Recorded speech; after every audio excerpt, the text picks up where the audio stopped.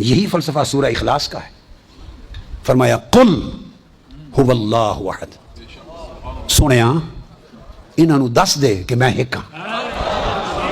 سنیا من مونیا انہاں نو دس دے کہ میں ایک ہاں. میرے محبوب ان کو بتا دے قل کہ میں ایک ہوں. باری تعالیٰ ایک تو خود ہے، بندے تیرے ہیں، تو خود ہی بتا دے. تو خود ہی بتا دے ان اللہ احد. یہ سورہ توحید ہے. توحید کی تعریف بھی قرآن سے لے لیں تاکہ عقیدے کی سمجھ آ جائے کہ قرآن کس توحید کا تعارف کراتا ہے. باری تعالیٰ اب خود فرما دے کہ میں ایک ہوں. فرمایا نہیں. یہ بات بڑی توجہ، اس میں ایک علمی نکتہ اہل علم کے لیے بڑا خاص ہے. فرمایا نہیں. باری تعالیٰ تو ان سے خود کیوں نہیں فرماتا کہ میں ایک ہوں؟ فرمایا میں بندوں سے کلام ہی نہیں کرتا. ہائے ہائے، میں لوگوں سے کلام ہی نہیں کرتا.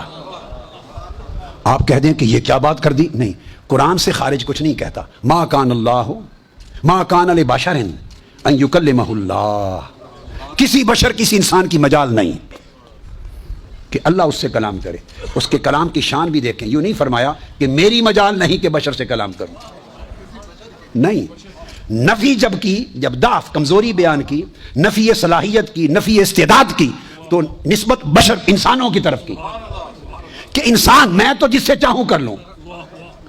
کوئی انسان اور بشر اس قابل نہیں کہ میں اس سے کلام کروں.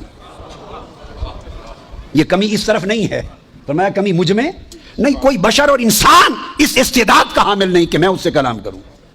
باری تعالیٰ کیوں؟ اور جس سے تو کرتا ہے، اب حقیقت نبوت سمجھ لیں، جس سے اللہ کلام کر لے وہ نبی ہو جاتا ہے. جس سے اللہ کلام کر لے، یہ نبوت کا معنی ہے. خواہ ڈائریکٹ کر لے، خواہ پردے کے پیچھے سے کر لے، خواہ فرشتہ جبرائیل کو بھیج کے کر لے. تینوں صورتوں میں جس سے کلام کر لے وہ نبی ہو جاتا ہے. اس کی شان یہ ہے جس نو بلا لوے، جس نو بلا لے وہ نبی ہو جاتا ہے.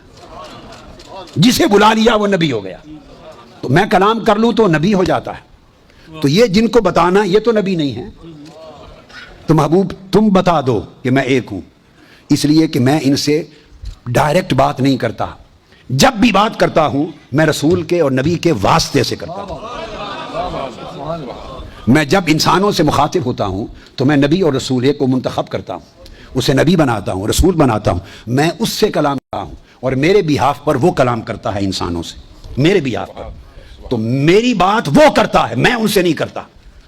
تو سمجھنے والی بات ہے. توحید قل واللہ احد. سورہ توحید نے نکتہ سمجھا دیا کہ اللہ اللہ ہو کر نبی کے واسطے کے بغیر اپنے بندوں سے بات نہیں کرتا. اللہ اللہ ہو کر نبی کے واسطے اور وسیلے کے بغیر اپنے بندوں سے بات نہیں کرتا.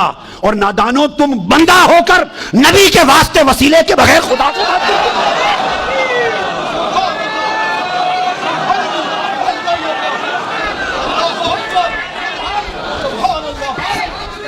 وہ رب جو قادر مطلق ہے وہ خدا ہو کر بندے سے کلام نہیں کرتا. جب کلام کرنا چاہے نبی کو وسیلہ بناتا ہے، واسطہ بناتا ہے. یہی معنی رسالت ہے. وہ خدا ہو کر ڈائریکٹ بات نہیں کرتا. آپ بندے ہو کر نبی کا وسیلہ چھوڑ کے ڈائریکٹ خدا تک پہنچنا چاہتے ہیں. یہ توحید کے خلاف ہے. اور پھر اگلی بات مجھے بتائیے، اس صورت پہ غور کریں. قل کا معنی کیا ہے؟ بولیے کیا معنی ہے قل؟ کہہ دیجئے. اس میں اللہ کی وحدانیت کا کوئی ذکر ہے؟ بولیے. توحید کا ذکر ہے، رد شرک ہے. قل کا معنی ہے وہ اپنے محبوب سے فرما رہا ہے تو کہہ دے، لب ہلا دے، کہہ دے. یہ ہے قل. تو اس کا نبی سے بولنا اور پیغام دینا، پہنچانا، اس کو رسالت کہتے ہیں شریعت میں. خدا کا نبی سے کلام کرنا اور نبی کو، رسول کو کہنا کہ میرا میسج، یہ پیغام امت بندوں تک پہنچا دے، اس پروسیس کو شریعت میں اصطلاح میں رسالت کہتے ہیں. تو قل عنوان رسالت ہے. قل عنوان رسالت ہے. اور هو اللہ احد، وہ اللہ ہے، ایک ہے. هو اللہ سے توحید شروع ہوتی ہے.